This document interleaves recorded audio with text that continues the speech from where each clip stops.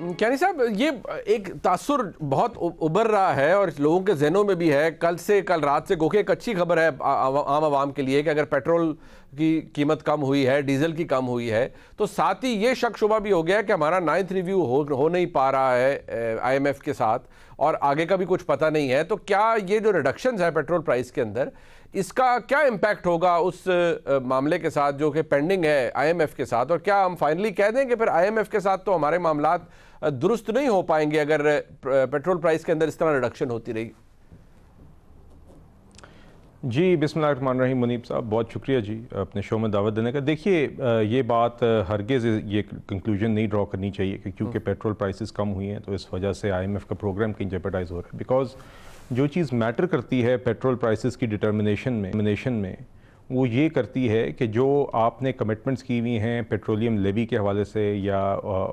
कोई सब्सिडाइज़ ना करने की, या पेट्रोलियम लेवी के जो आपने टारगेट्स तय किए हुए हैं उसके साथ एडहेरेंस है कि नहीं। तो ये देखिए, प्राइमरीली जो आप पेट्रोल प्राइसेस या डीजल प्राइसेस या पेट्रोलियम प्रोडक्ट्स, बाकी भी केरोसिन और लाइट डीजल ऑयल का आप देखते हैं, वो बुनियादी तौर पे दो चीज़ों का फंक्शन होता है। एक आपके एक्सचेंज रेट का पिछले 2 हफ्तों में, और दुनिया में जो ग्लोबल ऑयल प्राइसेस हैं उनका जो उतार चढ़ाव होता है। तो देखिए, यहाँ पे हमारी यही कोशिश रही है कि जो IMF का प्रोग्राम, जो PTI का किया हुआ प्रोग्राम था, जिसको हमने, जो एक सब स्टैंडर्ड प्रोग्राम था, बैडली डिज़ाइन प्रोग्राम था, मगर हमारी मजबूरी थी रियासत बचाने के लिए, डिफ़ॉल्ट अवर्ट करने के लिए, उसको चलाने के लिए जब हमने उस प्रोग्राम को चलाया तो उसके बाद उसकी टर्म्स को भी हमने कुछ टर्म्स रीनेगोशिएट भी की थी, उसको भी अडेयर करें। मगर साथ ही साथ जब भी कोई हमें मौका मिले आवाम को रिलीफ फराम करने का, तो वो हम फराम करें। तो इसलिए ये जो आप देख रहे हैं रिडक्शन इन प्राइसेस, आपने देखा है कि मेरे ख्याल से पिछले 2 राउंड्स में अब तकरीबन पेट्रोल की प्राइस में 20 रुपये कमी हो गई है, डीजल की प्राइस में 35 रुपये कमी हो गई है। रिव्यू को जेपरडाइज नहीं करेगा, पास ऑन कर रहे हैं। नहीं नहीं नहीं, बिकॉज देखिए, ये फ़र्क ज़रूरी है समझना, क्योंकि हम जिम्मेदाराना तरीके से वो पास ऑन कर रहे हैं reduction in global oil prices, और जो भी फैक्टर इन हुआ है एक्सचेंज रेट की, जो इसमें फैक्टर होता है, वो हम पास ऑन कर रहे हैं आवाम को। हम कोई ऐसी चीज़ गैर जिम्मेदाराना नहीं कर रहे जिससे हमारे डेफिसिट्स बढ़ रहे हों, जिस पे हम जो IMF से बात ना की हो, एक सब्सिडाइज कर दें एक चीज़ को जो हमारी बजटेड ना हो, जिससे हमारे खसारे बढ़ें, जिससे हमारे प्रोग्राम की टर्म्स जो हैं वो जेपरडाइज हों। तो ऐसी कोई बात नहीं है जी इसमें। ठीक, अच्छा, एक बात तो फैक्ट है जो कि अब शायद सामने आ रही है कि रिकॉर्ड पाकिस्तान की 76 साल तारीख में रिकॉर्ड इन्फ्लेशन है। मई के अंदर अब बताया जा रहा है कि 38% इन्फ्लेशन रिकॉर्ड की गई है। Food inflation is obviously even higher. क्या है, कोई इसमें टर्न अराउंड होगा कैनी साहब? क्योंकि आवाम में तो यकीनी तौर पर जी देखिए, इंशाल्लाह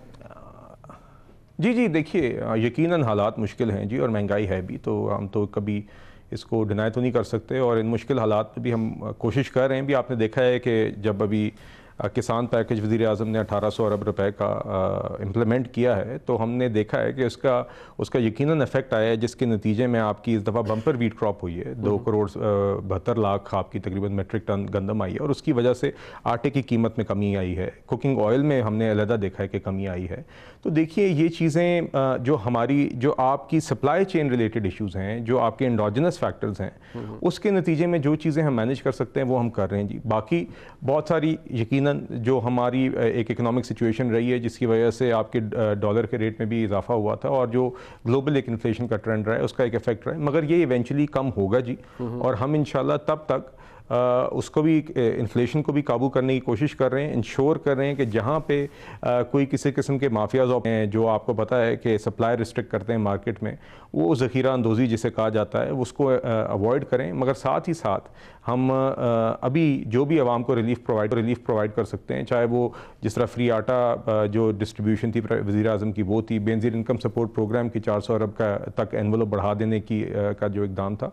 तो ये सारे मेजर्स ले रहे हैं। मगर साथ ही साथ इंशाल्लाह आप देख रहे हैं कि हम अपनी जो मैक्रो इकोनॉमिक स्टेबिलिटी है उसको भी साथ साथ हम बैलेंस कर रहे हैं, जिसमें अब आपका करंट अकाउंट डेफिसिट में खातिर खा कमी हो गई है, फिस्कल डेफिसिट में हो गई है, मगर यकीनन महंगाई, इन्फ्लेशन वज़ीर आज़म की हुकूमत की प्रायोरिटी है। हुकूमत जो कुछ कर सकती है इन मुश्किल हालात में भी आवाम को फौरी रिलीफ फराम करने के लिए और ओवरऑल इन्फ्लेशन को कम करने के लिए जो फैक्टर्स हमारे कंट्रोल में हैं वो उस पर यकीनन फोकस भी करी और आगे भी इंशाल्लाह करती रहेगी। और हमें उम्मीद है इंशाल्लाह कि इवेंचुअली आप देखेंगे कि इन्फ्लेशन का ट्रेंड नीचे आएगा। बट ये आप नया अग्रीमेंट या नए अरेंजमेंट के साथ IMF के साथ ये आप करेंगे, आपकी हुकूमत करेंगी? क्योंकि कहा जा रहा है 9th के बाद शायद आप इसको मजीद नहीं बढ़ाना चाहेंगे, तो फ्रेश एंगेजमेंट IMF के साथ ये हुकूमत करेगी या आप अगस्त के बाद का सिलसिला होगा और शायद कोई निगरान हुकूमत उसे शुरू करे? जी देखिए, इसमें आई थिंक पहला और प्राइमरी फोकस तो अभी जो हमारा ये 9th रिव्यू है यही है जी, क्योंकि इसके अंदर हमारी हुकूमत ये समझती है और हम इसी चीज़ पे IMF के ऑफिशियल्स को कायल कर रहे हैं कि जो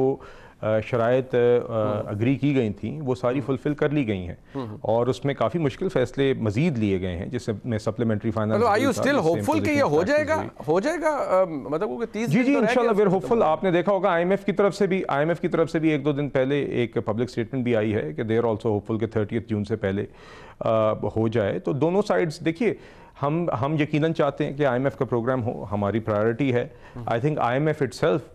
जनरली ऑल्सो वुड वांट कि एक प्रोग्राम जो उसने शुरू किया है, जो उसका मकसद है, उनका भी एक एम्बिट होता है, वो करें। तो both sides are working on this on a daily basis और यकीनन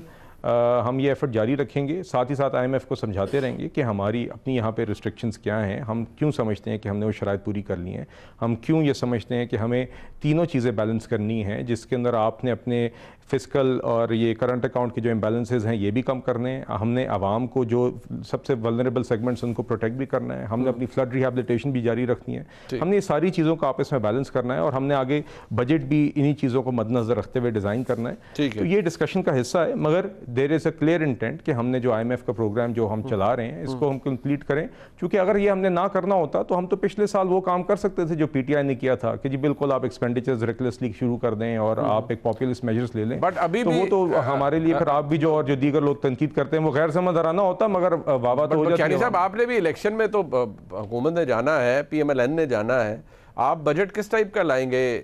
ये भी बहुत बड़ा सवाल है। एक ज़रा इख्तिसार से बताइएगा कि क्या ये वो आवाम दोस्त बजट के चक्कर में क्या ये तो नहीं होगा कि फिर आप ऐसा बजट दे जाएंगे जो बाद में मैनेजेबल ना हो रियासत पाकिस्तान के लिए? जी देखिए, अगर किसी एक चीज़ की हमारे ऊपर तनकीद नहीं हो सकती तो वो हमें ये एक गैर जिम्मेदाराना इलेक्शन बजट की या इलेक्शन मेजर्स की हमारे ऊपर तनकीद हो सकती है। आप ज़रूर कह सकते हैं कि यार आप लोग IMF के पीछे, शराइत के पीछे आप लोग अक्सर बात करते हैं, आपसे मुराद मतलब कि जर्नलिस्ट कम्युनिटी जो है कि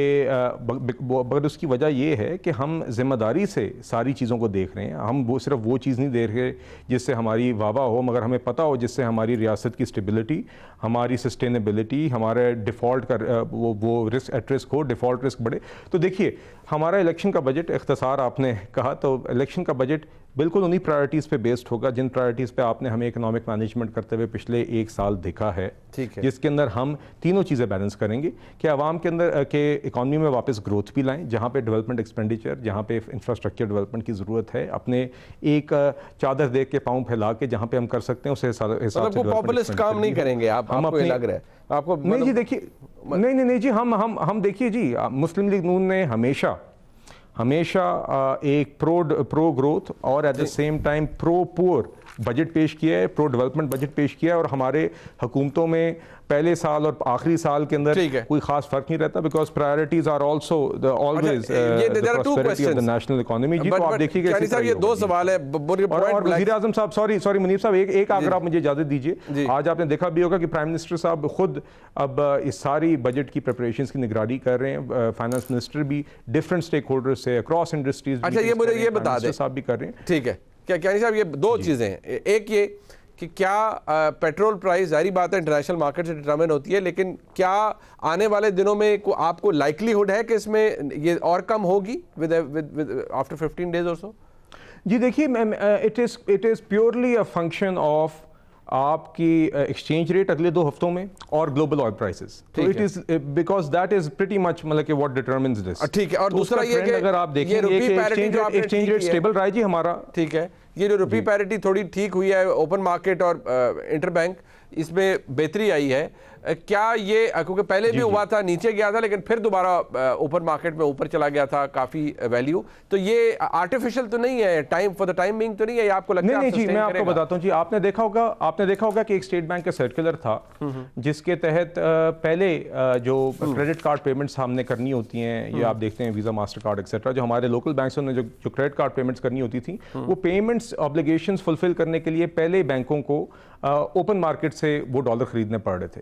अब स्टेट बैंक ने अलाउ कर दिया है कि वो ऑब्लिगेशंस फुलफिल करने के लिए बैंक्स जो हैं या जो भी डीलर्स हैं जिन्हें पेमेंट करनी है वो इंटर बैंक से बोरोइंग कर सकते हैं, तो जिसकी वजह से ओपन मार्केट पे प्रेशर कम हुआ है और आपने देखा है कि जो गैप है इंटर बैंक में और ओपन मार्केट में कम हुआ है, तो इसीलिए इट इज़ मतलब कि जिसे आप कहें ना कि it is founded on this specific action. और भी फैक्टर्स होते हैं यकीनन, मार्केट में और भी फैक्टर्स प्ले कर रहे होते हैं, बट ये जो आपने पिछले एक दिन में देखा है उसमें बुनियादी वजह उसकी ये है, इसलिए I think this will be sustainable ji.